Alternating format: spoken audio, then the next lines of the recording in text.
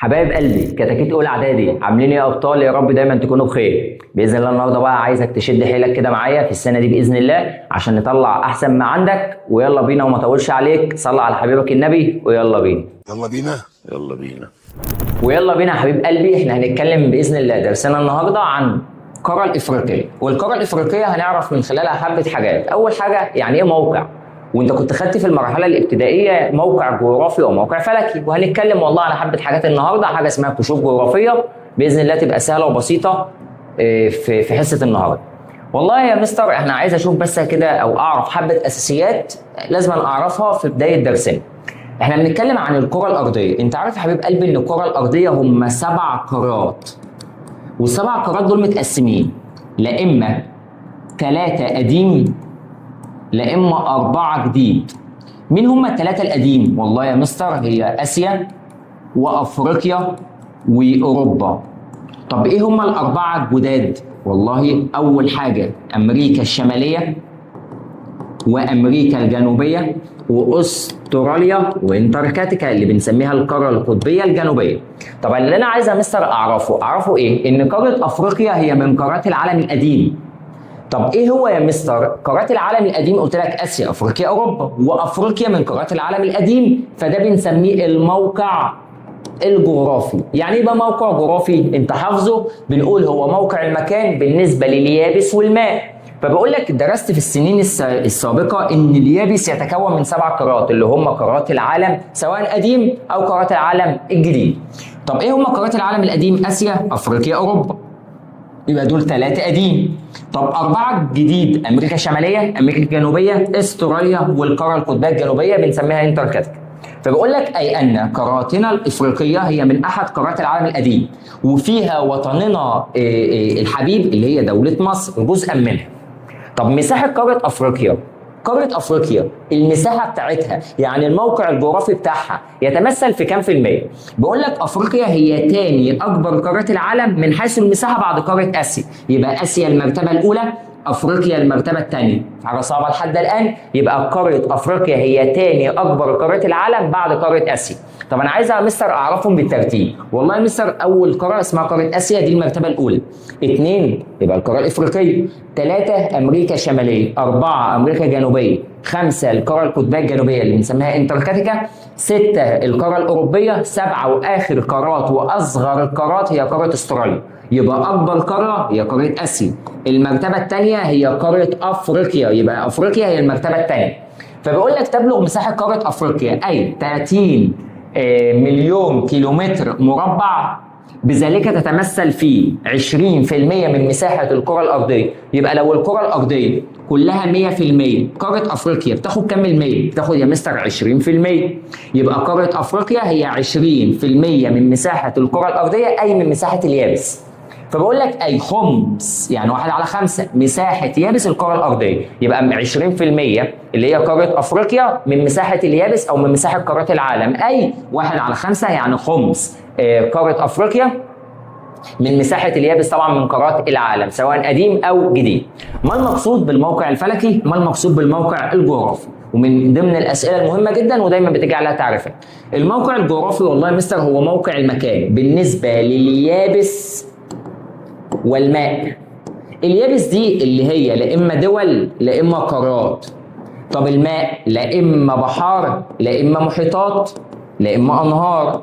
يبقى اي حاجه فيها ميه يبقى ماء. طب اي حاجه ينفع نمشي عليها تبقى يابس. يبقى الموقع الجغرافي هو موقع المكان بالنسبه لليابس والماء. ممكن تقولها بالشكل اللي انا قلته عادي، وممكن تقولها بصيغه ثانيه.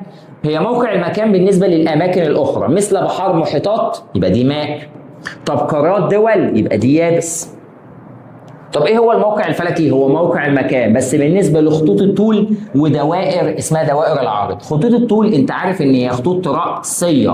خطوط رأسيه يعني واقفه تتمثل في خط اسمه خط جرينتش اللي بيساوي 0 او بيساوي 0. طب دوائر العرض هي خطوط افقيه، وطالما خطوط افقيه يعني دوائر نايمه. تمام كده؟ تتمثل في دائرة العرض الرئيسية اسمها دائرة الاستواء، فوقيها مدار السرطان، تحتها مدار الجدي، فوق خالص دائرة قطبية شمالية، تحت خالص دائرة قطبية جنوبية. طب تعالى بقى نعرف ايه هو الموقع الفلكي والجغرافي للقارة الافريقية. قارة افريقيا اللي هي في وسط قارات العالم ليه اهي. طب والله يا مستر انا عايز اعرف كده معلومه عامه عن قاره افريقيا. قاره افريقيا انا عايز اعرف الموقع الجغرافي بتاعها. طالما موقع جغرافي قلت لك يابس وميه، طب هنعمل منهم حاجه اسمها من الاتجاهات. يحد قاره افريقيا من الشمال بحر اسمه البحر المتوسط، يبقى يحد قاره افريقيا من الشمال البحر المتوسط. ولو تاخد بالك ان البحر المتوسط ده هو في النص، هو فاصل بين قارتين، قاره افريقيا وقاره اوروبا. يبقى البحر المتوسط يفصل بين كم قاره؟ 2، قاره اوروبا من الشمال، قاره افريقيا من الجنوب. طب يحدها من الشرق، فين الشرق؟ دي اليمين اللي باكل بيها. عندنا بحر اسمه البحر الاحمر، البحر الاحمر، البحر الاحمر والمحيط الهندي. طب يحدها من الغرب محيط اسمه محيط اطلنطي، يبقى يحدها من الشرق بحر احمر، خليج عدن، المحيط الهندي. طب يحدها من الغرب المحيط الاطلنطي. طب كده يا مستر ناقصنا الجنوب. بص يا حبيب قلبي، اي قاره ليها مثلث من تحت على شكل المثلث ما بنقولش فيها جنوب. طب ليه يا حبيب قلبي ما بنقولش فيها جنوب؟ لان لو جيت قلت لك الجنوب هي الميه اللي في الجنوب تبع مين؟ والله مثلا هتقول لي هي ميه من المحيط الهندي وميه من المحيط الاطلنطي، فما ينفعش اجي اقول ان الميه اللي تحت تبع الهند بس، وما ينفعش اقول اللي تحت تبع الاطلنطي بس، فما بقولش ولا دي ولا دي. يبقى اي قاره فيها مثلث من تحت ما بقولش فيها في الجنوب حاجه من تحت اصلا. طب الموقع يا مستر الجغرافي بقول لك تمتد قاره افريقيا بين 37.5 في الشمال و34.5 في الجنوب، يعني بمعنى اصح من 37.5 ل 34.5، اي تمتد بين او اكثر من 70 دائره عرضيه. وقلت لك دائره عرضيه هي دائره افقيه. كلمه افقيه يعني نايمه. يعني ايه بقى فين دوائر العرض الافقيه اللي هي نايمه ده؟ سواء في مدار اسمه مدار السرطان، سواء في دائره تسمى دائره الاستواء، او في مدار اسمه مدار الجدي. يبقى سواء مدار السرطان اللي في الشمال قاره افريقيا، او دائره الاستواء اللي في منتصف قاره افريقيا، او مدار الجدي اللي في الجنوب قاره افريقيا، كل دي بنسميها دوائر عرض. طب تاني حاجه بين خطي طول من 51 شرقا حتى 17 غربا. طب ايه يا مستر شمالا وايه جنوبا وايه شرقا وايه غربا؟ حبيب قلبي انت عارف ان خطوط الطول تتمثل في خط اسمه خط جرينتش اللي بيساوي 0، وخط جرينتش هو يفصل الكرة. لو انا جيت عملت كرة كده وخط جرينتش قسم الكرة، قسمها ايه؟ والله مثلا تقول لي قسمها جزء في اليمين وجزء في الشمال. اللي في اليمين ده اسمه جزء شرقي او جزء شرقي، وفي الشمال اسمه جزء غربي. يبقى جزء شرقي جزء غربي. عشان كده بقول لك بين خطي طول من 51 شرقا حتى 17 غربا. طب دي كده تتمثل كم خط طول؟ 68 خط طول. والارقام دي اصلا ما بتجيش في الامتحان وما تحفظهاش. طب ايه شمالا وجنوبا؟ والله مستر احنا عرفنا شمالا وجنوبا كان عندنا حاجه اسمها دوائر عرض، ودوائر العرض دي تتمثل في دائره تسمى دائره الاستواء. لو جيت عملت كرة وقسمت من خلالها دائرة الاستواء، هي كده قسمت الكرة ايه وايه؟ والله مثلا تقول لي جزء فوق وجزء تحت. الجزء اللي فوق اسمه جزء شمالي، والجزء اللي تحت اسمه جزء جنوبي. عشان كده بقول لك ان القارة الافريقية 37.5 في الشمال حتى 34.5 في الجنوب. دي كده بالنسبه لدوائر العرض اللي تتمثلها في دائره تسمى دائره الاستواء اللي بتساوي 0. طب خطوط الطول من 51 شرقا حتى 17 غربا اللي هي بنسميها خطوط الطول، اللي بنسميها او تتمثل في خط اسمه خط جرينتش اللي بيقسم الكره الى شرق وغرب. فبقول لك تمر قاره افريقيا بثلاث دوائر عرض رئيسيه. اول مدار اسمه مدار السرطان، وده موجود في الشمال زي ما كنت قلتها لك وكتبتها لك. يبقى مدار السرطان بيقع في الشمال. طب دائرة الاستواء تقع في الوسط. طب مدار الجدي يقع في الجنوب. يبقى عندنا كام دائرة عرض رئيسية موجودة في قارة أفريقيا؟ 3. مدار السرطان في الشمال، مدار الجدي في الجنوب، دائرة الاستواء موجودة في الوسط. يبقى سرطان في الشمال، استواء في وسط، الجدي في الجنوب. طب بقول لك يمر بقاره افريقيا 3 دوائر عرض رئيسيه اللي احنا قلناهم، وخط طول رئيسي تتمثل في خط جرينتش. حبيب قلبي هو فين خط جرينتش؟ خط جرينتش اهو. هو موجود فين؟ موجود في شرق افريقيا ولا في غرب افريقيا؟ لا مثلا تقول لي في غرب افريقيا. يبقى خط جرينتش هو خط الطول الرئيسي الذي يقع في غرب قاره افريقيا. وتمتد قاره افريقيا في نصفي الكره، الارض الشمالي ونصفي الكره الارض الجنوبي. يبقى موجوده في الشمال وموجوده في الجنوب. طب انت كده بنظرك لو قاره افريقيا قصادك اهي، انا عايز تتمثل في هنا دائره تسمى دائره الاستواء. لو انا جيت قسمت الكره كده الى جزء شمالي وجزء جنوبي طب مين الاكبر؟ الجزء اللي فوق ولا الجزء اللي تحت؟ بالعينك كده هتقول لي يا مستر معروفه الجزء اللي فوق هو اكبر من الجزء اللي تحت. طب هنا بيقول لك ايه؟ حيث يقع نحو ثلثي يعني 2/3 في منتصف الجزء الشمالي، والثلث الاخر يعني 1/3 في نصف الكره الجنوبي. يبقى الجزء اللي في الشمالي هو 2/3، طب الجزء اللي في الجنوبي 1/3، يبقى ثلثي قاره افريقيا هي في النصف الشمالي، اكبر مساحه في قاره افريقيا هي فوق في الشمال، طب اصغر مساحه هي في الجزء الجنوبي اللي هو تتمثل 1/3. فيقع معظم قاره افريقيا في نصف الكره الارضي الشرقي، تمام، اللي هي في الجزء الشرقي اللي تتمثل فيه خط جرينتش اللي يقسم الكره الى شرق وغرب. طب كده عرفنا موقع الفلكي. طب ايه هو الموقع الجغرافي؟ الموقع الجغرافي والله يا مستر اللي احنا قلناه، يحدها من الشمال ايه، من جنوبها ايه، من غربها ايه، من شرقها ايه. بقول لك يحدها من الشمال بحر اسمه البحر المتوسط، يبقى يحدها من الشمال البحر المتوسط، والبحر المتوسط ده يفصل بين قاره افريقيا وقاره اوروبا، يبقى البحر المتوسط يفصل بين افريقيا واوروبا. طب في الشرق عندنا والله بحر احمر والمحيط الهندي، وان هما الاثنين بيفصلوا قاره افريقيا عن قاره اسيا، يبقى يحط افريقيا من الشمال البحر المتوسط يفصل بين قاره افريقيا وقاره اوروبا. طب يحطها من الشرق عندنا بحر الاحمر والمحيط الهندي ويفصل قاره افريقيا طبعا عن قاره اسيا. طب يحطها من الغرب المحيط الاطلنطي يفصل قاره افريقيا عن هنا الامريكتين، سواء امريكا الشماليه سواء امريكا الجنوبيه. يبقى الامريكتين اللي بيفصلهم عن قاره افريقيا المحيط الاطلنطي، تمام كده. طب قاره اسيا يفصل بينها قاره افريقيا وقاره اسيا البحر الاحمر والمحيط الهندي. طب قاره اوروبا يفصلها ايه عن قاره افريقيا؟ طبعا البحر المتوسط. طب غربا المحيط الاطلنطي الذي يفصل قاره افريقيا عن امريكا الشماليه وامريكا الجنوبيه. طب بقول لك ان قاره افريقيا فيها حبه مضايق، بقول لك تقترب قاره افريقيا عن قاره اوروبا عند مضيق اسمه مضيق جبل طارق. قولها بس كده معايا وبص فيها على الخريطه عشان تحفظها معايا. والله يا مستر في مضيق هنا فوق اسمه مضيق جبل طارق، اسمه مضيق جبل طارق، اسمه مضيق جبل طارق. يبقى جبل طارق يفصل بين قاره افريقيا وقاره اوروبا. طب انا دلوقتي والله عايز افصل بين قاره افريقيا وقاره اسيا، في هنا مضيق اسمه مضيق باب المندب، اسمه مضيق باب المندب، اسمه مضيق باب المندب. يبقى اقولها تاني، يبقى عندنا مضيق باب المندب يفصل بين افريقيا واسيا. طب عندنا مضيق جبل طارق يفصل بين افريقيا واوروبا. مضيق تحت اسمه مضيق موزمبيق، المنطقه اللي تحت دي عند جزيره اسمها جزيره مدغشقر.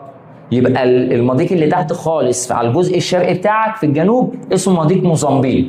طب يفصل بين افريقيا واسيا عند مضيق باب المندب. طب يفصل افريقيا عن اوروبا عند مضيق جبل طارق. يبقى عندنا مضيق جبل طارق يفصل بين اوروبا وافريقيا. طب ايه يا مستر الدولتين؟ دوله في افريقيا اسمها دوله المغرب، ودوله في اوروبا اسمها اسبانيا. يبقى مضيق جبل طارق يشرف بين المغرب واسبانيا، دوله افريقيه ودوله اوروبيه. طب عندنا مضيق اسمه مضيق باب المندب، باب المندب ده يشرف بين قاره اسيا وقاره افريقيا. طب ايه الدولتين؟ والله اسيا دوله اسمها دوله اليمن، طب افريقيا دوله اسمها دوله جيبوتي. يبقى جيبوتي واليمن، جيبوتي واليمن. يبقى باب المندب يشرف عليه دولتين جيبوتي واليمن. طب مضيق بالجبل طارق يشرف عليه دولتين المغرب واسبانيا. فبقول لك والله ان احنا عندنا مضيق كمان اسمه قناه السويس، وعندنا حته كمان اسمها شبه جزيره سيناء. طب عندنا قناه السويس هو بنسميه مضيق مصري. يعني ايه مضيق مصري؟ يعني يشرف عليه دوله واحده اللي هي دوله مصر. يبقى قناه السويس يشرف عليه دوله واحده اسمها ده دوله مصر. طب باب المندب يشرف لها جيبوتي واليمن. طب عندنا جبل طارق يشرف المغرب اسبانيا. يبقى اي مضيق يشرف عليه دولتين ما عدا قناه السويس يشرف عليه دوله واحده. فبقول لك ان احنا عندنا شبه جزيره سيناء، بقول لك تتصل افريقيا بقاره اسيا عند شبه جزيره سيناء الذي تعد جزء غالي من وطننا الحبيب مصر، الذي يقع في الركن الشمالي الشرقي للقاره الافريقيه، وانت عارف ان مصر تقع في الركن الشمالي الشرقي من قاره افريقيا. طب دي كده بنسميها حدود بريه. يبقى شبه جزيره سيناء بنسميها حدود بريه. يعني ايه بريه؟ يعني ينفع امشي عليها او ينفع اعيش عليها، اسمها شبه جزيره سيناء. طب بما تفسر؟ بقول لك لشبه جزيره سيناء اهميه حضاريه واهميه استراتيجيه عبر العصور، يعني منذ القدم. طب ايه هي الاهميه الحضاريه؟ والله بقول لك ايه، ان من خلال شبه جزيره سيناء انتقلت من خلالها اكبر الحضارات واعظم الحضارات، زي الحضاره الاسلاميه اللي كانت جت منين؟ جايه من مكه ويثرب اللي هي من شبه الجزيره العربيه، اللي هو بنسميها دخول الاسلام القاره الافريقيه عن طريق الحدود البريه في شبه جزيره سيناء. يبقى ايه هي الاهميه الحضاريه لشبه جزيره سيناء؟ بسبب انتقال بعض الثقافات والحضارات عن طريقها سواء من اسيا راحت الى افريقيا مثل الحضاره الاسلاميه. طب كده اسمها الاهميه الحضاريه. طب ايه هي الاهميه الاستراتيجيه؟ كلمه استراتيجيه هي اهميه وقت الحرب ووقت السلم. فبقول لك بسبب تعرض مصر للعديد من الحملات العسكريه منذ القدم، طب عشان في خطر او في ناس بتدخل مصر عن طريق شبه جزيره سيناء فانا لازم احميها. طب لو انا حميت شبه جزيره سيناء انا كده هامن الحفاظ على الامن القومي سواء في مصر او في القاره الافريقيه. يبقى عشان امن حدودي المصريه والافريقيه لازم انا امن شبه جزيره سيناء. يبقى لو امنت شبه جزيره سيناء هيكون في امن قومي لمصر والقاره الافريقيه. طب ايه هي اهميه موقع قاره افريقيا؟ والله في اهميه استراتيجيه واهميه اقتصاديه واهميه حضاريه، هناخدهم الثلاثه. ايه هي الاهميه الاستراتيجيه؟ قلت لك والله هي اهميه وقت الحرب ووقت السلم، يبقى ده تعرفها. فبقول لك لموقع قاره افريقيا اهميه استراتيجيه. كلمه اهميه استراتيجيه والله يا مستر وقت الحرب اللي انا احميها واحمي الحدود بتاعتي تمام كده عشان ما يدخلش اي غزو خارجي من بره. طب كده الاهميه اللي في وقت الحرب. طب وقت السلم بيقول لك والله ان قاره افريقيا تتمثل ان هي تطل على ميه كتيره وتطل على مضايق كتيره، تتحكم على ممرات مائيه مهمه زي مضيق جبل طارق اللي يشرف عليه المغرب واسبانيا بين افريقيا واوروبا، بين مضيق باب المندب يشرف عليه جيبوتي واليمن بين افريقيا واسيا، وطبعا قناه السويس اللي تشرف عليه دوله تسمى دوله مصر. طب ايه هي الاهميه الاقتصاديه؟ طالما اقتصاديه يعني فيها فلوس، والله بقول لك لموقع افريقيا اهميه اقتصاديه كبيره بسبب طبعا الموقع الجغرافي والموقع الفلكي. والله موقع الجغرافي قلت لك هو يابس وميه صح، فانا بقول لك ان هي تتحكم على اهم الطرق الملاحه العالميه، سواء البحر المتوسط ما دي ميه، سواء البحر الاحمر ما دي ميه، سواء شبه جزيره سيناء ما دي بري. الموقع الفلكي بص بقى يا ريس، لو شفت كلمه موقع فلكي يبقى هنتكلم عن المناخ. وطالما اتكلمنا عن المناخ لو قال لي ما النتائج المترتبه على الموقع الفلكي للقاره الافريقيه هنقول ادى الى تنوع المناخ، وطالما المناخ متنوع يؤدي الى تنوع الحياه النباتيه والحيوانيه والثروه السمكيه، يبقى كل حاجه هتتنوع بسبب ان المناخ متنوع. يبقى طالما قلت موقع فلكي الذي ادى تنوع مناخها، وطالما المناخ متنوع يؤدي الى تنوع النباتات وتنوع الحيوانات وتنوع المحاصيل الزراعيه والثروه السمكيه، يبقى ده من ضمن الاسئله المهمه جدا.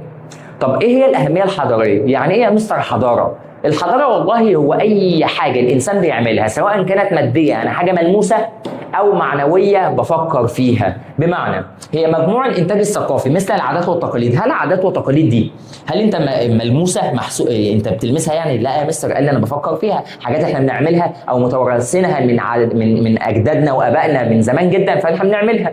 سواء علوم، هل انت بتمسك العلم بايدك؟ لا. هل بتمسك الفن بايدك؟ لا. هل بتمسك قيمك؟ لا. اخلاقك؟ لا. تاني حاجه والانتاج المادي، يعني حاجه بقى ملموسه.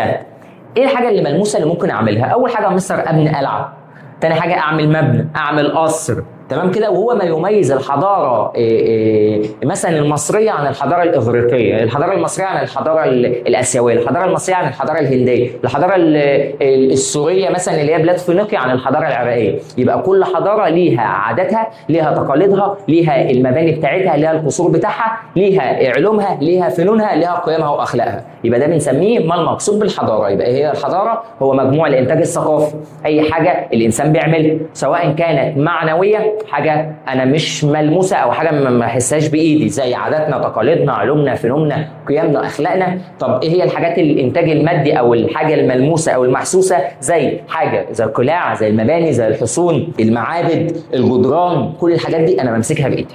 طب ايه هي الاهميه الحضاريه؟ والله يا مستر عندنا 4 حضارات قاموا في قاره افريقيا، لازما بالترتيب كده ولازما تحفظهم. اول حضاره اسمها الحضاره المصريه القديمه ودي موجوده في مصر. يبقى اول حضاره اسمها الحضاره، عاملها بالاصفر اهي، يبقى عندنا حضاره اسمها الحضاره المصريه القديمه ودي موجوده في مصر.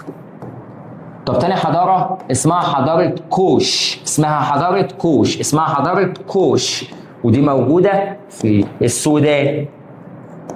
طب عندنا حضاره اسمها حضاره اقصم، اسمها حضاره اقصم، ودي موجوده في اسمها اثيوبيا واريتريا. يبقى عندنا 3 حضارات لحد الان، حضاره مصريه قديمه موجوده في مصر، حضاره كوش في السودان، اقصم في اريتريا واثيوبيا. طب الحضاره الرابعه اسمها حضاره، هنا اسمها حضاره قرطاج، اسمها حضاره قرطاج. وحضاره قرطاج دي اللي هي دلوقتي دوله تونس. فبقول لك والله ان احنا عندنا 4 حضارات، حضاره مصريه قديمه موجوده في مصر، حضاره كوش في السودان، اقصم في اريتريا واثيوبيا، كلمه اثيوبيا دي اللي بنسميها الحبشه عشان ما تتلخبطش، وعندنا حضاره قرطاج موجوده في تونس. وبقول لك من الرغم ان قاره افريقيا احد قارات العالم القديم الا انها كثير من اجزائها قد تاخرت استكشافها، يعني كلها ما كانش اكتشفت في وقت واحد، هي على المدى وعلى القرون والسنين السابقه كان بيكتشف بعض الحاجات منها. تعالى كده بقول لك امامك خريطه لقاره افريقيا، اكتب مدلولك. اول حاجه في مدار فوق، قلت لك فوق اسمها مدار السرطان. طب تاني حاجه مدار تحت خالص اسمه مدار الجدي. طب 3 دائره عرضيه في النص اسمها دائره الاستواء. طب عندنا 4 خط طول رئيسي اسمه خط جرينتش. طبعا 5 المحيط اللي من جهة الشرقية كان عندنا المحيط الهندي. طب 6 من الجهة الغربية اسمه المحيط الأطلنطي. طب 7 البحر اسمه البحر الأحمر. طب 8 فوق في الشمال اسمه البحر المتوسط. طب تعالى كده في اختر الاجابه. بقول لك تعد قاره افريقيا هي ثاني قارات العالم في المساحه بعد قاره اسيا، يبقى اسيا المرتبه الاولى، افريقيا المرتبه الثانيه. يفصل قاره افريقيا عن قاره اوروبا، افريقيا عن اوروبا من غير ما بص، افريقيا عن اوروبا من غير ما بص البحر المتوسط. البحر الاحمر يفصل افريقيا عن اسيا. المحيط الهندي يفصل افريقيا عن اسيا. المحيط الاطلنطي يفصل افريقيا عن الامريكتين. طب تتصل قاره افريقيا بتتصل بقاره اسيا بريا. كلمة بريا يعني قلت لك حدود برية، يعني ينفع امشي عليها واعيش عليها، طبعا شبه جزيرة سيناء. هتقول له والله يا مستر ما مضيق باب المندب هو يشرف بين افريقيا واسيا او يفصل بين افريقيا واسيا، بس دي كده حدود بحرية. طب جبل طارق يشرف بين افريقيا واوروبا، برضه حدود بحرية. طب قناة السويس يشرف عليها دولة مصر، برضه حدود بحرية. طب هنا قصدي حدود برية. من ضمن الأسئلة المهمة جدا وهسيبك تفكر فيه، بقول لك اذا خرجت سفينه من قناه السويس، هي فين قناه السويس؟ قناه السويس اهي، يبقى سفينه خارجه من هنا، بقول لك متجها شمالا للدوران حول قاره افريقيا، يبقى السفينه دي عايزه تعدي من الشمال كده وتلف حوالين القاره الافريقيه عشان ترجع لنفس المكان اللي هي ابتدت منه، اللي هو ده. عايز اعديها او الفها حوالين القاره الافريقيه وتيجي في نفس المكان، هتعدي على كام مسطح مائي؟ اول مسطح والله مثلا تقول لي هتخش هنا، ماشي، هو هنا ده اسمه البحر الايه؟ اسمه البحر المتوسط، ماشي، هتخلصه. هتطلع من مضيق هنا اسمه مضيق جبل طارق، تمام، هتخش في الميه هنا، هو الميه اللي هنا اسمها ايه؟ اسمها المحيط الاطلنطي، تمام. طب هتخلص، هتنزل تحت خالص من الجهه الجنوبيه وبعد كده تروح في الشرق، هنا ميه ايه؟ اسمها المحيط الهندي، تمام. هتقعد تخلصه، هتدخل من هنا عند مضيق باب المندب، تمام. هتخش من هنا، ده اسمه البحر ايه؟ اسمه البحر الاحمر. ايه ده؟ يبقى كم مسطح مائي؟ هتقول لي اول حاجه البحر المتوسط ادي 1، المحيط الاطلنطي ادي 2، المحيط الهندي ادي 3، البحر الاحمر ادي 4. طب تعالى كده نشوف الاختيارات. اول حاجه دخلت في البحر المتوسط، تمام. هتدخل بعد كده من قناه السويس؟ لا. بعد كده هتخش من البحر الاحمر؟ لا. هتخش من المحيط الهندي؟ لا. هتخش من المحيط الاطلنطي؟ لا. انا بقول لك هي ماشيه من الشمال، انا قلت لك هي ماشيه من الشمال، تمام، عايزه تلف وتيجي في نفس المكان. طب هو ايه؟ هي هتعدي من الشرق للغرب ولا من الغرب للشرق؟ لا، هتقول لي من الغرب للشرق، يبقى اول واحده مش معانا. طب هل هتعدي من البحر الاحمر؟ لا يا مستر، اصلا هي مش في البحر الاحمر، ده في قناه السويس. طب من المحيط الهندي؟ لا. اطلنطي؟ لا. بحر المتوسط؟ لا. قناه السويس؟ لا. يبقى قناه السويس دي الاخيره؟ لا. يبقى الاجابه مش معانا. طب هل كده؟ تعال، هتخش من البحر المتوسط؟ ايوه. بعد كده محيط اطلنطي؟ ايوه. طب محيط هندي؟ ايوه كده. طب بحر احمر؟ ماشي. طب قناه السويس؟ يبقى قناه السويس اللي هنا اللي هي خرجت منها هي رجعت لها تاني، يبقى ده الترتيب الصح. يبقى البحر المتوسط، المحيط الاطلنطي، المحيط الهندي، البحر الاحمر، وقناه السويس. تعال نشوف اخر اختيار. المحيط الاطلنطي لا، مش البدايه كده. طب هندي لا، بحر احمر لا، قناه السويس لا، بحر متوسط لا. يبقى الاجابه الصح هي رقم د. صح ولا غلط؟ بقول لك تقع قاره افريقيا في وسط قاره العالم. طبعا الاجابه صح، لانها تتوسط قاره العالم القديمه اللي هي اسيا، افريقيا، اوروبا. تاني حاجه، يمر مدار السرطان في النصف الجنوبي من القاره الارضيه. لا، مدار وشفت نصف جنوبي يبقى مدار الجدي، يبقى مش السرطان. يقع ثلثي قلت لك يعني 2/3 من مساحه قاره افريقيا في نصف الكره الشمالي. طبعا الاجابه صح، لان النصف الكره الشمالي هو اكتر من نصف الكره الجنوبي. انتقلت الحضاره الاسلاميه الى قاره افريقيا عبر شبه جزيره سيناء. هل الحضاره الاسلاميه دخلت افريقيا؟ هي جايه منين؟ جايه من اسيا. هل دخلت افريقيا عن طريق شبه جزيره سيناء؟ طبعا الاجابه صح. بما تفسر لموقع افريقيا الجغرافي اهميه بالنسبه الملاحه العالميه. والله ادى ان هي تتحكم في طرق التجاره العالميه زي مضيق جبل طارق، زي مضيق باب المندب، زي قناه السويس، وده اداها اهميه طبعا استراتيجيه. بما تفسر تنوع المناخ والنبات الطبيعي في قاره افريقيا. شفت كلمه تنوع مناخ ونبات طبيعي؟